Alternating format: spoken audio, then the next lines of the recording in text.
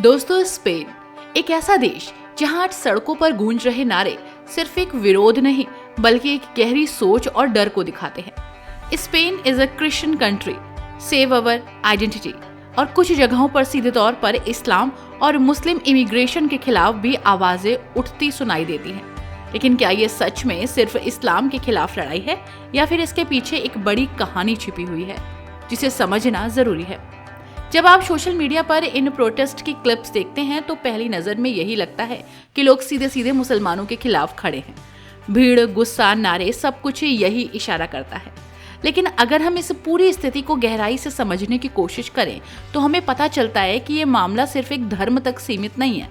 ये कहानी पहचान की है, इतिहास की है, बदलती दुनिया के साथ तालमेल बैठाने की है। स्पेन का इतिहास इस पूरी कहानी को समझने की सबसे अहम चाबी है। आज भले ही ये एक क्रिश्चियन बाहुल्य देश है, लेकिन एक समय ऐसा भी था जब यहाँ मुस्लिम शासन था। उस दौर में स्पेन का एक बड़ा हिस्सा अल अंदलुस के नाम से जाना जाता था। ये समय विज्ञान, शिक्षा और कला के लिए बेहद महत्वपूर्ण था। लेकिन फिर 1492 में सब कुछ बदल गया जब क्रिश्चियन शासकों ने मुस्लिम शासन को खत्म कर दिया और स्पेन को एक क्रिश्चियन राष्ट्र के रूप में स्थापित किया। यही वो पल था जिसने स्पेन की पहचान को एक नई दिशा दी। आज के समय में जब दुनिया ग्लोबल हो चुकी है तो देशों की सीमाएं उतनी सख्त नहीं रह गईं। लोग बेहतर जिंदगी की तलाश में एक देश से दूसरे देश जा रहे हैं। स्पेन भी इससे अछूता नहीं है। पिछले कुछ सालों में यहाँ इमिग्रेशन तेजी से बढ़ा, खासकर अफ्रीका और मिडिल ईस्ट से। इन इलाकों से आने वाले लोगों में काफी संख्या मुस्लिम समुदाय की है। यही वजह है कि कई लोगों को लगने लगा कि उनके देश की सांस्कृतिक और धार्मिक पहचान बदल रही है। कई जगहों पर हालात इतने आसान नहीं रहे जितना बाहर से दिखाई देता है। कुछ इलाकों में स्थानीय लोगों और आने वाले समुदायों के बीच दूरी बढ़ती जा रही है। भाषा, खान पान और रहन सहन के फर्क ने एक अदृश्य दीवार खड़ी कर दी है। कुछ स्थानीय नागरिकों का कहना है कि वे अपने ही शहर में खुद को अजनबी महसूस करने लगे हैं, जबकि दूसरी तरफ कई इमिग्रेंट्स को लगता है कि उन्हें पूरी तरह स्वीकार नहीं किया जा रहा। यही दूरी धीरे धीरे अविश्वास में बदलती है और फिर वही अविश्वास गुस्से का रूप ले लेता है। कई बार छोटी छोटी घटनाएं जो सामान्य परिस्थितियों में नजरअंदाज हो सकती थी, यहाँ बड़े विवाद का कारण बन जाती हैं। यही कारण है कि तनाव सिर्फ सड़कों पर दिखने वाले प्रदर्शनों तक सीमित नहीं है, बल्कि ये लोगों के रोजमर्रा के जीवन में भी महसूस किया जा सकता है। अगर इस दूरी को समय पर कम नहीं किया गया तो आने वाले समय में ये और बड़े सामाजिक टकराव का रूप ले सकती हैं। यहीं से प्रोटेस्ट की शुरुआत होती है। कुछ लोग इसे सीधे तौर पर इस्लाम के खिलाफ मानते हैं और कई बार उनके नारे भी इसी दिशा में होते हैं। उनके लिए सिर्फ इमिग्रेशन का मुद्दा नहीं बल्कि ये उनकी पहचान और परंपरा का सवाल है। उन्हें लगता है कि अगर अभी कुछ नहीं किया गया तो आने वाले समय में स्पेन की मूल पहचान खो सकती है। ये डर उन्हें सड़कों पर ला देता है। लेकिन इस कहानी का दूसरा पहलू भी है जो बहुत ही महत्वपूर्ण है। जो लोग स्पेन में आ रहे हैं वो किसी साजिश के तहत नहीं आ रहे। वो भी इंसान हैं जो अपने देश में युद्ध, गरीबी या अस्थिरता से बचकर एक बेहतर जिंदगी की तलाश में यहाँ पहुँचते हैं। उनके लिए स्पेन एक उम्मीद है, एक नई शुरुआत। कई लोग यहाँ काम करते हैं, टैक्स देते हैं और समाज का हिस्सा बन जाते हैं। फिर सवाल उठता है कि अगर दोनों तरफ अपनी अपनी जगह सही है तो टकराव क्यों हो रहा है? इसका सवाल है डर और गलतफहमियां। जब किसी समाज में तेजी से बदलाव होता है तो लोग असहज महसूस करते हैं। उन्हें लगता है कि जो चीजें उन्होंने हमेशा से देखी हैं वो सही रही हैं, और जब ये बदलाव किसी अलग संस्कृति या धर्म के लोगों की वजह से होता है तो ये डर और ज्यादा बढ़ जाता है। सोशल मीडिया इस डर को और बढ़ा देता है। कुछ वीडियो, कुछ घटनाएं और कुछ बयान, इन सबको इस तरह पेश किया जाता है कि पूरी कहानी एक तरफा लगने लगती है। अगर कहीं कोई अपराध होता है और उसमें कोई इमिग्रेंट्स शामिल होता है तो उसे पूरे समुदाय से जोड़ दिया जाता है।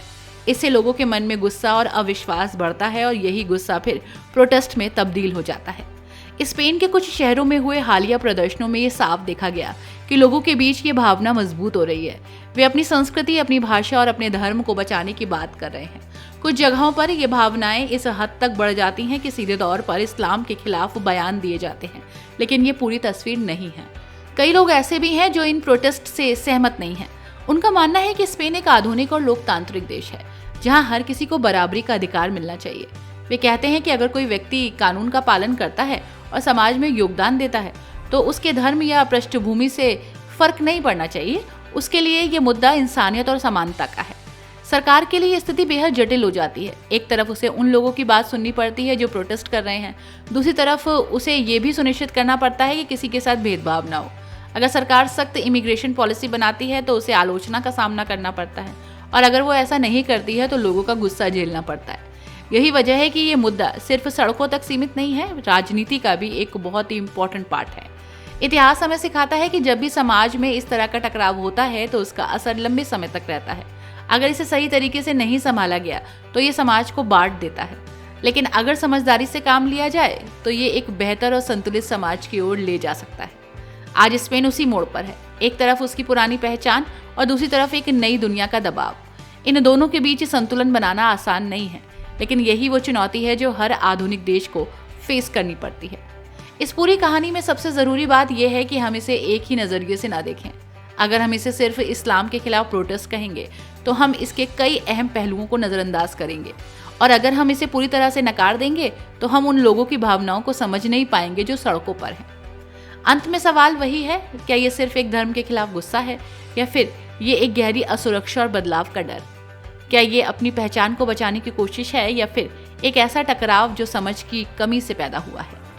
जब आप अगली बार इस तरह की कोई खबर देखें तो सिर्फ नारों पर ध्यान ना दें, इसके पीछे की कहानी को समझने की कोशिश करें, क्योंकि हर आवाज़ के पीछे एक वजह होती है और हर वजह के पीछे एक सच्चाई। स्पेन की सड़कों पर जो हो रहा है वो सिर्फ आज की बात नहीं है, ये आने वाले समय की एक झलक है जहाँ दुनिया और भी ज़्यादा जुड़ी होती है, लेकिन साथ ही चुनौतियाँ भी बढ़ेंगी।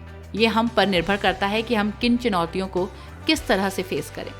शायद यही इस पूरी कहानी का सबसे बड़ा सवाल है। अगर आपको ये कहानी सिर्फ एक देश की नहीं बल्कि पूरी दुनिया में हो रहे बदलाव की झलक लगती है तो आप अकेले नहीं हैं, क्योंकि आज जो स्पेन में हो रहा है वही सवाल धीरे धीरे कई देशों के सामने खड़ा है। पहचान, बदलाव और सह अस्तित्व का सवाल। लेकिन असली बात यह है कि हर कहानी के दो पहलू होते हैं, एक वो जो हमें दिखाया जाता है और दूसरा वो जो हमें खुद समझना पड़ता है। इसलिए अगली बार जब आप ऐसी कोई खबर देखें तो सिर्फ नारे नहीं बल्कि उसके पीछे की वजह को समझने की कोशिश करिएगा।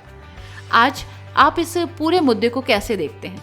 क्या ये अपनी पहचान बचाने की लड़ाई है या फिर बदलती दुनिया का एक स्वाभाविक हिस्सा? अपनी राय कमेंट बॉक्स में ज़रूर दें। अगर आपको ये वीडियो इन्फॉर्मेटिव और सोचने पर मजबूर करने वाली लगी हो तो वीडियो को लाइक करें, चैनल को सब्सक्राइब करें। जल्द मिलेंगे आपसे एक और ख़ास वीडियो के साथ। तब तक के लिए टेक केयर।